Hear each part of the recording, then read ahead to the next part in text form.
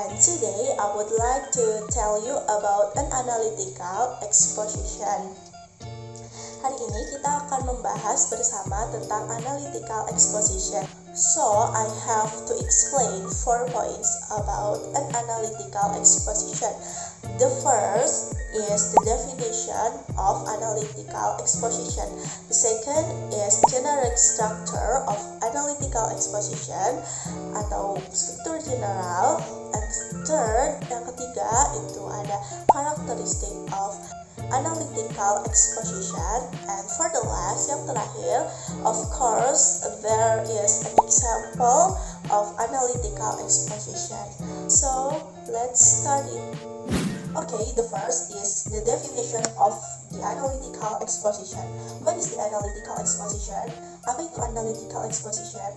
So, analytical exposition is text that elaborates the writer's opinion on phenomena or issue without persuading the readers to do something. And this text will only persuade the reader that the phenomena or issue are important or worth it to be discussed by providing the arguments or opinions to support the topic. Jadi, teks analytical exposition ini adalah suatu teks yang mengkolaborasikan pendapat si penulis tentang suatu fenomena atau isu tanpa membujuk si pembaca untuk melakukan sesuatu. Tetapi, social functionnya itu hanya untuk meyakinkan pembaca bahwa fenomena ini atau isu ini itu layak untuk dibahas dan sangat penting untuk dibahas dengan memberikan argumen dari si penulis, satu pandangan argumen dari si penulis untuk mendukung topik atau tema tersebut. So, that is the definition of the analytical exposition. So, next is the generic structure of the analytical exposition. The analytical exposition text have 3 generic structure, memiliki 3 struktur generik. Yang pertama, thesis. For the second is argument, and the last is reiteration or conclusion. Okay, the first is thesis. This part, bagian ini, introducing the topic and indicating the writer's point of view. Jadi di bagian ini itu memperkenalkan tentang topik yang akan dibahas dan juga menunjukkan pandangan si pembaca terhadap topik ini. Okay, the second is argument. This part is concerned about explaining the argument to support the writer's position, and the argument in the analytical exposition text have to be supported by fact and relevant information. Jadi, di bagian argumen ini tentu saja menyatakan tentang argumen si penulis tentang topik tersebut. Nah, biasanya teks analytical exposition ini memiliki 2 atau lebih argumen untuk meyakinkan si pembaca, karena jika kalau memiliki hanya 1 argumen mungkin sulit untuk meyakinkan pembaca. Jadi di analytical exposition text ini memiliki 2 atau biasanya memiliki 2 atau lebih argumen, and then so each argument is have to supported by fact and relevant information. Dan juga setiap argumen ini harus didukung oleh fakta dan juga informasi yang relevan, entah itu dari berita atau dari apapun. Pembaca atau pendengar dapat mudah meyakini argumen dari si penulis ini.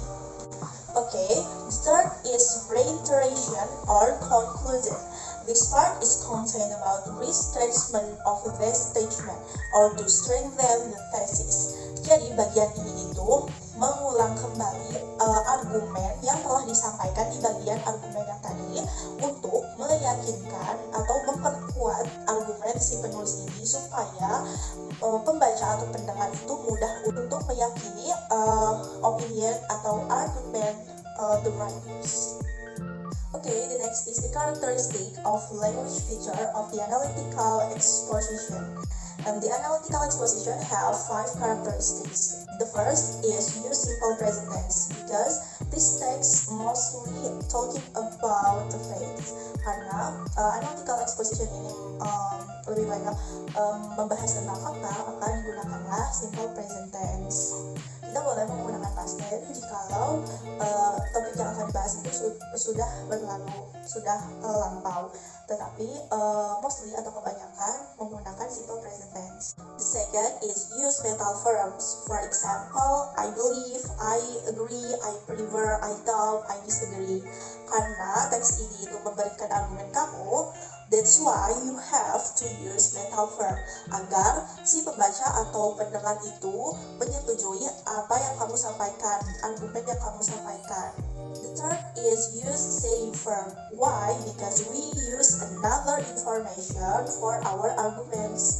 Karena kita memakai informasi dari orang lain atau dari sumber lain, kita harus memakai same verbs. For example, people say, orang-orang berkata, it is said, or itu berkata atau mengatakan. Kalau kita misalnya mendapatkan informasi dari sebuah penelitian, kita bisa memakai research indicates.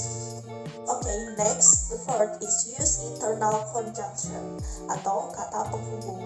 For example, in addition, moreover, furthermore, beside, firstly, however. Biasanya kalau firstly atau however ada di depan, di firstly pertama-tama, or in addition ditambah lagi gitu. Okay, next, the five or the last is use causal conjunction or reason why. Ini adalah hubungan sebab akibat. For example, because, karena, consequently, due to, for that reason, as a result, dan lainnya. Okay, there are the characteristics of language feature of the analytical exposition. Okay, the last we will see the example of the analytical exposition, and we will identification the structure in that text. Okay, this is the example of the analytical exposition. Okay, we will read the example of the analytical exposition. The title is The Importance of Having Breakfast. In a busy morning, people tend to skip their breakfast. Actually, there are many benefits of having breakfast. Here are the reasons why it is important. Having breakfast helps us feel more focused for the coming day. When we study at school and didn't have breakfast before, we will more likely to not focus during the lesson. There's nothing worse than being constantly aware that you are hungry and counting the minutes until lunchtime. Having breakfast in the morning not only fools us until lunchtime, but actually give our brain the essential energy to function and focus better on tasks, so we can concentrate more. Having breakfast will also control our appetite. If we don't eat breakfast, we are much more likely to end up snacking throughout the morning, which could pile up the unhealthy calories. Stay away from overly refined snacks with added sugar. So if you do feel like snacking, have some slice of fruit. The two reasons above to help us feel more focused and to control our appetites are only some of many reasons out there on why having breakfast is important. There are indeed many other benefits of having breakfast. Okay, kita identifikasi struktur yang ada di teks ini.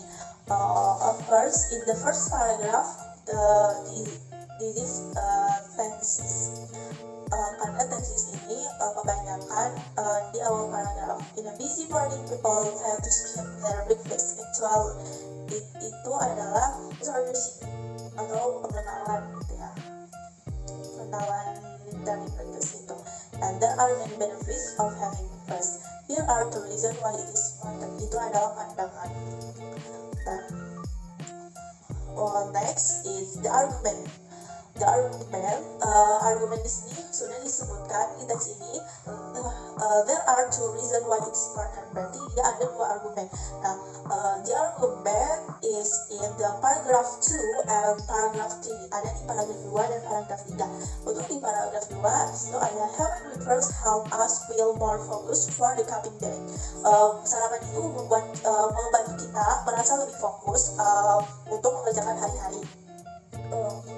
Untuk berkegiatan sehari-hari gitu ya. Nah itu termasuk argumennya. Nah selanjutnya itu adalah some informasi yang tulis ini sebutkan kita gitu ya. Contohnya itu there's nothing worse than being constantly aware that you are hungry and counting the minutes until lunchtime. Having breakfast in the morning not only fools us until lunchtime, but actually gives our brains the essential energy to function and focus better on tasks, so we can concentrate more. Jadi harapan itu tidak hanya mengenyangkan perut sampai jam makan siang, tapi sarapan juga itu menambahkan energi untuk memfungsikan otak kita supaya biar lebih fokus gitu dan lebih berkonsentrasi saat belajar terutama. Okay, the next argument is in the paragraph 3. Having breakfast will also control our appetite. Jadi sarapan juga mengontrol nafsu makan kita. Dan di sini ada detailsnya juga dan juga informasi. Jadi di sini itu mengatakan which if we don't eat breakfast, we are much more likely to end up snacking throughout the morning, which will pile up the unhealthy calories. Jadi kalau kita tidak sarapan, jadi kita lebih memilih untuk memakan snack gitu, makan snack, dan itu bisa meningkatkan kalori kita. Jadi ada di sini juga cara mencegahnya itu ya, kalau kita ingin memil kayak gitu, kita harus memakan buah gitu. So if you do feel like snacking, jika kamu ingin memil gitu ya, have some slice of fruits. Kita harus bisa memakan beberapa potong buah. And for the last paragraph usually is conclusion, and this is the reason above. Dari alasan di atas, to help us feel more focused and control our appetite are only some of many reasons. Jadi di bagian ini itu disebutkan lagi argumen yang berada pada paragraf kedua dan paragraf ketiga. So itu adalah tadi identifikasi dari teks, contoh teks Analytical Exposition. I think enough from me. Hope you guys understand about an analytical exposition. Thank you and wassalamualaikum warahmatullahi wabarakatuh.